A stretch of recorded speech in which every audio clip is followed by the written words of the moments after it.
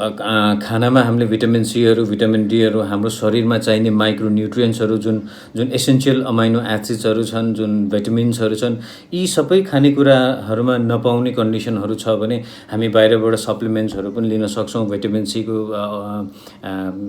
ट्याब्लेटहरू लिन सक्छौँ, या vitamin D त अभियसली हामी सबै घरमा लकडाउन छ भने हामी घरैमा लिन सक्छौँ। र यी धेरै धेरै सप्लिमेन्ट्सहरू हामी होलिस्टिक हर्ब्सहरूबाट पनि लिन सक्छौँ, जहाँ धेरै किसिमको हर्ब्सहरू पाइन्छ, जसमा मल्टिमिनरल्सहरू, माइक्रोन्युट्रियन्ट्सहरू, है, धेरै कुराहरू पाइन्छ।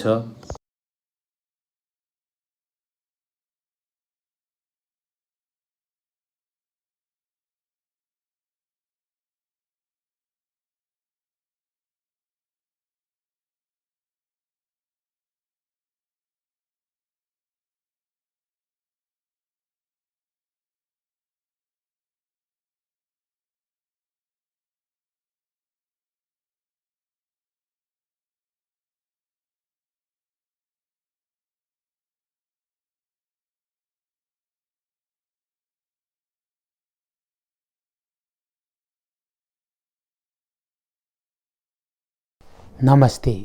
एड्स हब्स युट्युब च्यानल हेरिरहनुभएका सम्पूर्ण आदरणीय दर्शकदीर्घहरूमा म खोइचबु घाटिसको यति बेला विश्व कोरोना भाइरसको महामारीको चपेटामा छ। कोही पनि मानिस घरभन्दा बाहिर निस्किन पाइरहेको छैन। नोभल कोरोना भाइरस एकबाट अर्कोमा सर्ला कि भनेर एकदम चिन्तित भएर बसेको, डर मर्दो भएर बसेको अवस्था बन्छ। आज यसै विषयमा विश्वभरि कतै पनि यसको सही रूपमा कुनै पनि भ्याक्सिन, औषधि पत्ता नलागेको अवस्थामा आज हामी प्राकृतिक रूपमा चाहिँ कसरी यो नोभल कोरोना भाइरसको सँग चाहिँ लड्न सकिन्छ भन्ने छलफल गर्न होलिस्टिक हस्पिटल तथा रिसर्च सेन्टरका मेडिकल डाइरेक्टरसँग कुरा गर्दै छौँ।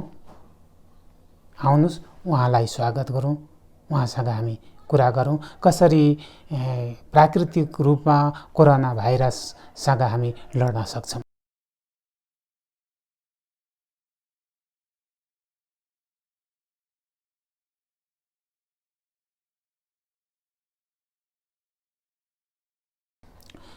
हेलो डाक्टर साहब, नमस्ते।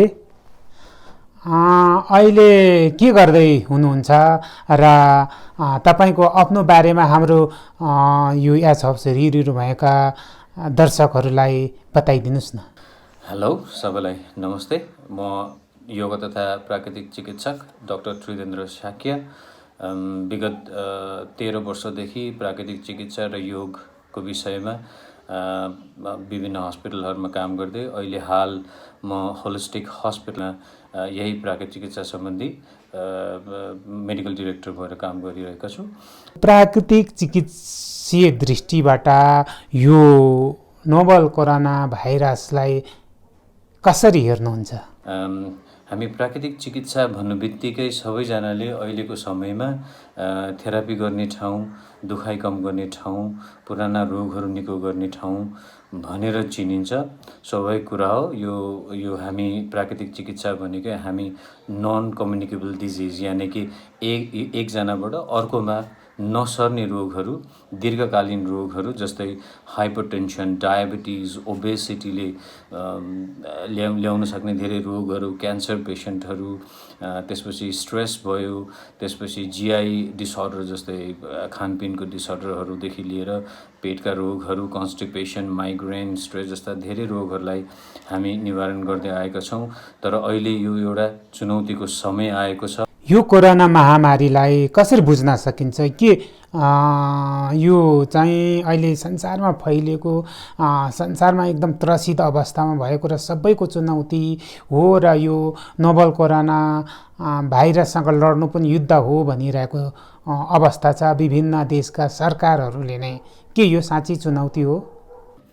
अहिले हामी माझ एउटा चुनौतीको समय आएको छ, जहाँ नयाँ भाइरस कोरोना कोभिड-19ले महामारी छाएको छ। युरोपदेखि लिएर अमेरिका जस्तै ठुला ठुला रोगहरू जहाँ मेडिकल सिस्टम्सहरू धेरै डेभलप छन्, त्यहाँ पनि त्रासको समय छ, जहाँ सबैजना फिजिकली शारीरिक मात्र होइन कि इभन मेन्टली पनि स्ट्रेस लिनु परेको समय छ। परिवारहरू घरमा लकडाउनको कन्डिसनहरू छन्, जसले गर्दा साना व्यापार गर्ने बिजनेसहरू सटडाउन छन्। यसले गर्दा धेरै किसिमका सामाजिक त्रासहरू अहिले बढेको सिचुएसनमा यो प्राकृतिक चिकित्साले यो समय, यो इन्फेक्सनमा के कस्तो काम गर्न सक्छ त्यसमा अलिकति डाक्टर साहब, तर अहिले प्राकृतिक चिकित्साले दीर्घ रोगलाई चाहिँ उपचार गर्छ हैन? दीर्घ रोगलाई उपचार गर्ने प्राकृतिक चिकित्सा पद्धतिले कोरोनाबाट कसरी चाहिँ बच्न सकिन्छ होला, जोगिन सकिन्छ? दुई मत छैन। प्राकृतिक चिकित्सा, योग तथा प्राकृतिक चिकित्साले दीर्घकालीन रोगहरूलाई नै धेरै फोकस गरेर अहिलेसम्म धेरैवटा हस्पिटल्सहरू सञ्चालित छन्, जहाँ प्यारालाइसिस, हड्डी खिएका, नसा च्यापिएका जस्ता रोगहरू, ग्यास्ट्रोइन्टेस्टाइनल डिजिजहरू, ग्यास्ट्रिक अल्सर्सहरूदेखि लिएर कन्स्टिपेसन्सहरूदेखि लिएर साइकोलोजिकल डिसअर्डर्सहरूलाई पनि हामी आफ्नो अन्डरमा केसेसहरू लिने गरेका छौँ। तर जब हामी प्राकृतिक चिकित्साको जब बेसिसमा जान्छौँ, त्यसमा धेरैवटा प्रिन्सिपल्सहरू छन् र प्रिन्सिपल्समध्ये म दुईवटा लाई लिन चाहन्छु। जस्तै एउटा चाहिँ जर्म थ्योरी अफ डिजिज र अर्को आयो बडी हिल्स इट्सेल्फ। दुईवटा कुरा है। पहिलो कुरा चाहिँ के हो भने जर्म थ्योरी अफ डिजिज प्राकृतिक चिकित्साले मात्र होइन, मोडर्न मेडिसिन, आयुर्वेदा सबैले पढ्नुपर्छ र के मानिन्थ्यो भने त्यो बेलामा चाहिँ जब कीटाणुहरू शरीरभित्र पस्यो र त्यो कीटाणुले जब शरीरलाई बिगार्यो अनि रोग सुरु भयो भन्ने एउटा बिलिफ सिस्टम थियो। त्यो अहिले पनि जारी छ र अहिलेको सिचुएसनमा पनि त्यही कन्डिसन भएको छ कि कुनै एउटा नयाँ कीटाणु आछन् संसारमा र त्यसले महामारी फैलाइरहेछन्। र त्यही कुरामा प्राकृतिक चिकित्साको जब स्टडी भएको थियो, पछि WHO ले के भन्यो भने जहाँ शरीर विक हुन्छ, जहाँ शरीर कीटाणुसँग लड्न सक्ने क्षमता कम हुन्छ, जहाँ इम्युन सिस्टम कम हुन्छ, तब मात्र बाहिरी कीटाणु हाम्रो शरीरमा गएर अनि रोग निकाल्न सक्छ भन्ने एउटा अर्को प्रिन्सिपल चाहिँ डेभलप भएको देखिया छ। जस्तै म इक्जाम्पल दिन्छु। हामी दुईजना मान्छे या तीनजना साथीहरू कहीँ कतै बाहिरबाट, कहीँ हस्पिटलबाट इन्फेक्सनको ठाउँबाट चिसोबाट आएको छ र पानीले भिजेको छ भने भोलिपल्ट एकजनालाई ज्वरो आउन सक्ला, अफिस जान नसक्ला, अर्कोलाई सामान्य रुगा लाग्न सक्ला, तर अर्को कोही साथी होला जसलाई केही पनि नभएको पनि हुन्छन्। भनेपछि यसले के देखिन्छ भने जसको इम्युन सिस्टम स्ट्रङ छ, जो हेल्दी छ, उसलाई त्यति सजिलै चाहिँ इन्फेक्सन त्यति शरीरमा आउन सक्ने पोसिबिलिटी धेरै कम देखिन्छ। त्यही भएर प्राकृतिक चिकित्साले चाहिँ के गर्छ भने यो पञ्चतत्त्वले चाहिँ, यो बडी पञ्चतत्त्वले बनेको छ, यो शरीरलाई त्यसरी नै हामीले आफ्नो लाइफस्टाइल, आफ्नो खानपिन, समयमा व्यायाम गरेर एउटा आफ्नो रिल्याक्सेसन प्याटर्नलाई मिलाउने, निन्द्राको प्याटर्नलाई मिलाउने, मिनिमम 8 घण्टा सुत्ने जस्तो लाइफस्टाइललाई मेन्टेन गर्न सक्ने हो भने चाहिँ मलाई लाग्छ कि रोगसँग हामी लड्न चाहिँ सक्छौँ है। अर्को जुन कुरा प्रिन्सिपल मैले हजुरलाई मेन्सन गरेँ, body heals itself if given a opportunity. शरीरको एउटा अचम्मको के छ भने हामी सबैले देखेका छौँ, बुझेका छौँ, शरीर आफैले हिल गर्छ। ठुला ठुला एक्सिडेन्ट्सहरू हुन्छन् जहाँ बोन ब्रेकडाउन हुन्छ, हड्डीहरू भाँचेका, फ्र्याक्चर हुनेहरूदेखि लिएर स्किन रप्चर भएर ब्लिडिङ हुने, मसल च्यात्तिने जस्ता ठुला ठुला एक्सिडेन्ट्सहरू हुन्छन्, जहाँ मेडिकल साइन्सले धेरै सपोर्ट गरेर मान्छेलाई बचाउँछन् र बचाइसकेपछि जब मान्छे स्टेबल हुन्छ तब उसलाई हस्पिटलमा राखेर स्टेबल भइसकेपछि उसको रिकभरीलाई वेट गर्छन्। र रिकभरी वेट गर्ने भने के हो भने भाँचिएका हड्डीहरू जोडिने, च्यात्तेका मसल्सहरू जोडिने, मसल्सहरू रिकभरी गर्ने, यी सबै कुराहरू के छन् भने एउटा बडीले आफै रिजेनरेट गर्छ र आफैले हिल गर्छ। यो कुरा हामी नकार्न सक्दैनौँ। यही कारणले हामी के भन्छौँ भने जब बडी यसरी हिल गर्ने क्षमता छ भने हामीले यो शरीरलाई एकचोटि एउटा अपर्च्युनिटी दिनु पऱ्यो। अपर्च्युनिटी भनेपछि के भयो भने एउटा यस्तो इन्भाइरोमेन्टमा शरीरलाई राख्नु पऱ्यो जुन इन्भाइरोमेन्टमा यो शरीर हेल्दी हुन्छ र आफ्नो इम्युन सिस्टमलाई स्ट्रङ बनाएर राख्न सक्छ र आफ्नो हिलिङ पावरलाई बढाउन सक्छ। र फेरि पनि यो इम्युन सिस्टमलाई बढाउने र हिलिङलाई बढाउने भनेकै हामीले अहिले घुमेर 3 चिजलाई के ध्यान दिनु पऱ्यो भने एउटा फिजिकल एक्टिभिटीमा एक्सर्साइजहरू गर्नु पऱ्यो।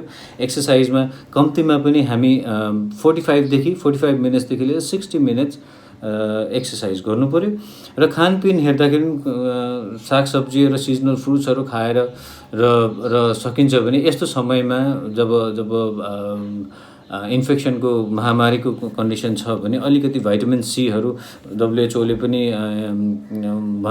भनिराख्नु भएको छ कि भाइटामिन सी युक्त खानाहरू खाउँ, भाइटामिन डीहरू नेक्स्ट अप्सनमा। त्यसपछि आएर जति पनि हरियो सब्जीहरू छ, ब्रोकोलीहरू छन्, यिनीहरूलाई अलि धेरै मात्रामा हामी लिन सक्यौँ भने चाहिँ शरीरलाई चाहिने न्युट्रियन्ट्सहरू पुर्याउन पनि सक्छौँ। र अर्को आयो रिल्याक्सेसन भनेर अहिले त्रासितको समयमा सबभन्दा रिल्याक्सेसन नै महत्त्वपूर्ण छ। मिनिमम हामी राति 8 घण्टाको निन्द्रा पुर्याउन सक्छौँ भने त्यो सबैभन्दा राम्रो। तर निन्द्रा पुर्याउनुपर्छ भनेर दिउँसो सुत्नु फेरि त्यो पनि नराम्रो हो, किनभने जति पनि NCDsको कुराहरू अहिले हामी बिर्सिन सक्दैनौँ।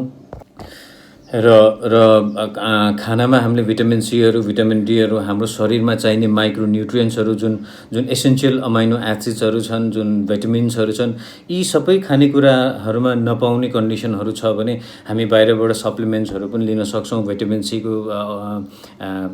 ट्याब्लेटहरू लिन सक्छौँ या भिटामिन डी त अभियसली हामी सबै घरमा लकडाउन छ भने हामी घरैमा लिन सक्छौँ। र यी धेरै सप्लिमेन्ट्सहरू हामी होलिस्टिक हर्ब्सहरूबाट पनि लिन सक्छौँ, जहाँ धेरै किसिमको हर्ब्सहरू पाइन्छ जसमा मल्टिमिनरल्सहरू, माइक्रोन्युट्रियन्ट्सहरू, है धेरै कुराहरू पाइन्छ। अहिले युट्युबको संसार छ जहाँ अनलाइन हामीले सबै कुरा मेडिसिनहरू देख्न सक्छौँ, जहाँ एउटा फास्टिङको कुरा आउँछ जसले फास्टिङले गर्दा बडीको हिलिङ सिस्टमलाई बढाउँछ। फास्टिङको नाममा अहिले इन्टरमिटेन्ट फास्टिङ धेरै भाइरल भइरहेका छन् र इन्टरमिटेन्ट फास्टिङले गर्दाखेरि हाम्रो इम्युन सिस्टम बढ्छ भन्ने धेरै कुराहरू छन्। यो सही नै हो, गलत भन्दिनँ म। तर जहिले पनि यो फास्टिङको ट्रिटमेन्ट लिँदाखेरि कुनै डक्टरसँग कन्सल्ट गरेर मात्र लिन म चाहिँ एडभाइस गर्छु, किनभने अहिले हालै एउटा रिसर्च आएको छ जुन एलेना बिगर्सले गर्नुभएको छ। उहाँ MD MPH हुनुहुन्छ। उहाँको रिसर्चले के देखाएको छन् भने फास्टिङले इम्युन सिस्टम बढाएको त देखियो, तर जब फास्टिङमा इन्टरमिटेन्ट फास्टिङ गर्दाखेरि ब्याक्टेरियल इन्फेक्सनहरूलाई धेरै राम्रो इम्प्रुभमेन्ट देखियो। तर जब यही फास्टिङमा हामी सुगर प्रोभाइड गर्दैनौँ र कार्बोहाइड्रेट जब हामी पर्याप्त मात्रामा लिँदैनौँ भने भाइरल इन्फेक्सनमा चाहिँ त्यति राम्रो रिजल्ट देखिया छैन। त्यही भएको कारणले अलिकति फास्टिङ गर्दाखेरि पनि अलिक केयर गरेर गर्नु होला कि मिनिमल न्युट्रियन्ट्सहरू जुन चाहिने हो त्यो चाहिँ पर्याप्त मात्रामा लिनु होला। जुन किटो डायटहरू भन्ने छन्, किटो डायट पनि पहिलादेखि नै गरी आइराख्नु भएको छ भने त्यो गर्नु ठिकै होला, किन किटो एनर्जी जेनेरेट गर्नु त्यो पनि ठिकै हो। तर अहिले नै आएर एकैचोटि यस्तो इन्फेक्सनको टाइममा सिधै गएर कार्बलाई कम गर्ने, सुगरलाई लेस गर्ने र इन्टरमिटेन्ट फास्टिङको नाममा अहिले बजारमा जे पायो त्यो मात्र खाएर चाहिँ फास्टिङ नगर्नु नै म सल्लाह दिन्छु।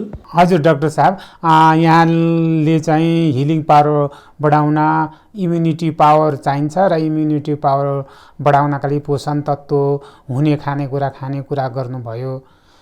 यो खानेकुराले मात्र इम्युनिटी पावर बढ्ने हो कि त्यसका लागि इम्युनिटी पावर बढाउनका लागि अरू पनि केही विधिहरू, अभ्यासहरू छन्?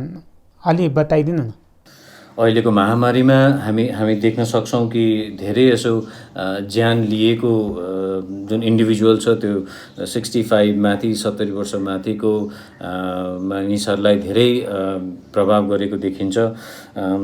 र त्यो कारण चाहिँ के हो भने मैले अघि भने जस्तै उहाँको बडी हिलिङ सिस्टम स्ट्रङ नभएको कारण नै हुनुपर्छ जस्तो लाग्छ मलाई, किनभने उहाँहरूलाई कोरोनाको इन्फेक्सन मात्र नभएर उहाँसँग त्योभन्दा अगाडि नै उहाँ रोगी हुनुहुन्थे। कोही डायबेटिक, कोही हाइपरटेन्सन, कोही हृदयघात रोगहरूको सँगसँगै कोही चेस्ट इन्फेक्सनसँग पनि लड्दै गरेकाहरू छन् भने स्वाभाविक कुरा हो कि उहाँहरूको जुन हिलिङ सिस्टम छ, उहाँ जुन बडीको इम्युन सिस्टम छ त्यो अहिले लड्न सक्ने कन्डिसनमा नभएको कारणले नै यति लाइफहरू हामीले लुज गरिराख्नु परेको कन्डिसन हुनसक्छ। जुन प्राकृतिक चिकित्साले पनि हामी अघि जुन कुरा गर्दैछौँ त्यसले पनि यही देखाउँछ। अहिले हामी स्टडी हेऱ्यौँ भने WHO को वर्ल्ड हेल्थ अर्गनाइजेसनको स्टडी हेऱ्यो भने globally 56.9 averagely 56.9 million global death non communicable डिजिजले भइरहेको टोटल डेथ सरी अहिले चाहिँ विश्व नै कोरोनामय भएको छ, सबैतिर कोरोना छ। के साँच्चै यो कोरोना जस्तो सर्वरोग नै मानिसहरूको मृत्युको कारण हो? सबै चाहिँ सर्वरोगबाटै मरिने र सर्वरोग त्यत्तिको त्रासदीमय हो? अहिले हामी WHO को स्टडी हेऱ्यौँ भने ग्लोबल डेथ रेट हेऱ्यो भने 56.9 मिलियन डेथ हुन्छ पर एनम। जसमध्ये हेर्नु होला 40.5 मिलियन यानि कि 71% अफ द टोटल डेथ जुन वर्ल्डको डेथ छ त्यो अहिले पनि NCDsले गरेको छ, नन कम्युनिकेबल डिजिज। भनेको मैले यो भन्न खोजेको किनभने जुन अहिले त्रसित छौँ, अहिले महामारी फैलेको छ संसारभरि, हामी एउटै रोगको पछाडि एउटै रोगको निवारणको लागि दौडिरहेका छौँ। त्यो सही हो, त्यो जरुरी छ किनभने यो अहिलेको इम्पोर्टेन्ट चिज हो।